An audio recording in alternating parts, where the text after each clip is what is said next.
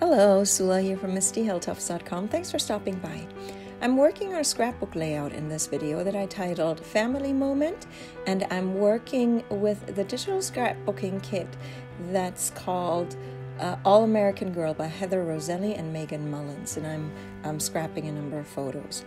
This is a 2x6x6 layout, which means in actuality it's like a 6x12 layout, so I'm scrapping on a small scale, and I'm starting with the background, which is a pattern paper that goes onto the background there, and it's basically a 2-page spread that will go into a 6x6 mini album, and so that's where this comes together. So here I have some paper flags that I also cut out. I designed the page in Silhouette Studio, which is a free software, and then I prepare everything for cutting, and then I cut things out, and after I print, and then I can use the elements. Here's this tiny paper strip, which I was a little challenged by because I do run a card around the edges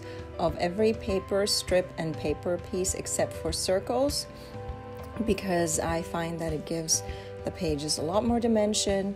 It makes the papers pop a lot better off the page, and so everything seems flat if I don't do that. So I like to just stress the edges.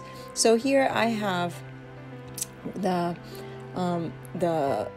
photos that are ready to be placed on the page, and they're just family photos, and so working on that.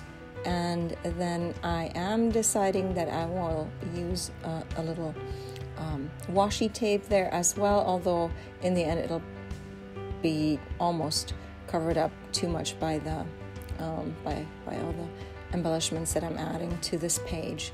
So, but anyway, here I am ready to put down the next photo, and then I can start embellishing. This is actually a stamp die on which I stamped. It looks like a postage stamp, that's what I mean. And then this is a little banner that I fussy cut that comes with this digital scrapbooking kit that was available at sweetshopdesigns.com. Not sure if it's available there any longer. It could be, but it's an older kit. And so I just fussy cut that with my scissors. A lot of times I do print everything with the silhouette, and so I print everything and then cut it with the silhouette, and I have a tutorial out how I do that to get perfect print and cuts. But here I just fussy cut it with my hand because I didn't have enough elements to fill even a half page of something. So then I'm ready. I have all these flowers. They're paper flowers that I also used my dies for, and then I used these ball stylus to give the flowers some dimensions. And then I have these word strips. These are actually stamps, and I just cut them out. But I also do create my own word strips that I share as freebie on my blog, MistyHilltufts.com. And so for this one, this one is probably a summer. I have a bunch of these word strips, so if you're interested, you can check it out. And I do share a lot of freebies on my blog, so if you are interested, go check it out. So here I'm just clustering around, kind of trying to make it look a little scattered, not too close to each other, and so mostly the flowers there. And I decided with the flowers to go with the colors that are also in that pattern paper that you see there. For the background with the flowers, it has some red and blue and pink. And then I'm ready to stamp the title, and so I am doing a mixture there. So I'm starting with the bottom word, which is moment or moments, and So I decided to go with a light color, also trying to match the color of the ink with the colors that also are used in this digital scrapbooking kit and the pattern papers, basically. And so I'm trying to mix things up and make them a little more interesting there, with not always using the same way to do my titles. So here I am finishing up the second part of the title, but it is the bigger part, and I guess it's just a family moment. And then I use a contrasting color going along with the theme and a scripty alpha to stamp the word family there. So that makes a family moment. And so that is will be the title of this page.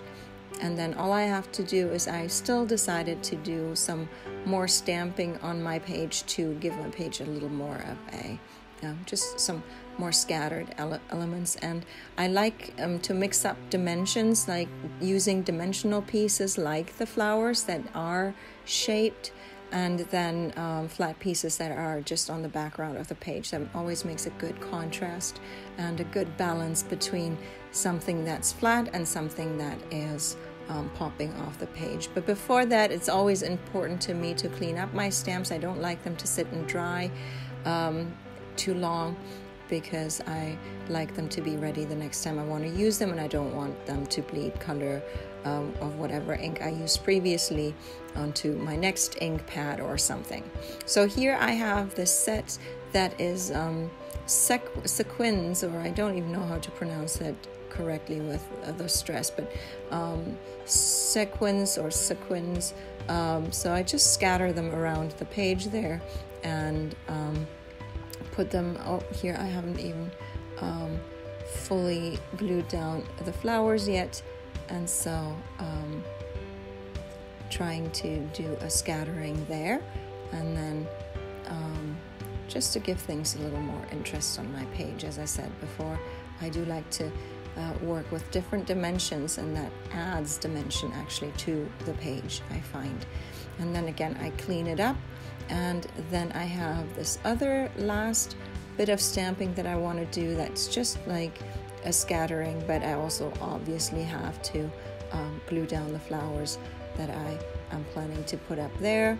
And so trying to not cover it up, all the stamping that goes on, but still make it overlap a little bit. That's why I didn't want them to be fully glued down yet.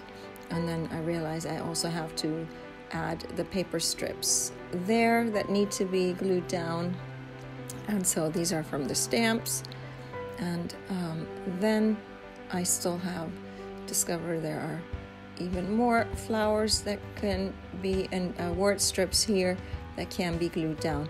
And then all I need to do, I still am going to add some more scattered, it's like a stamp scatter. It's just that stamp set is a confetti kind of stamp set, and so I'm going to add that so that it gives my page a little more of that dimension. And here I'm using yet again the contrasting ink color, not the same ink color, just to make it a little more interesting on the page.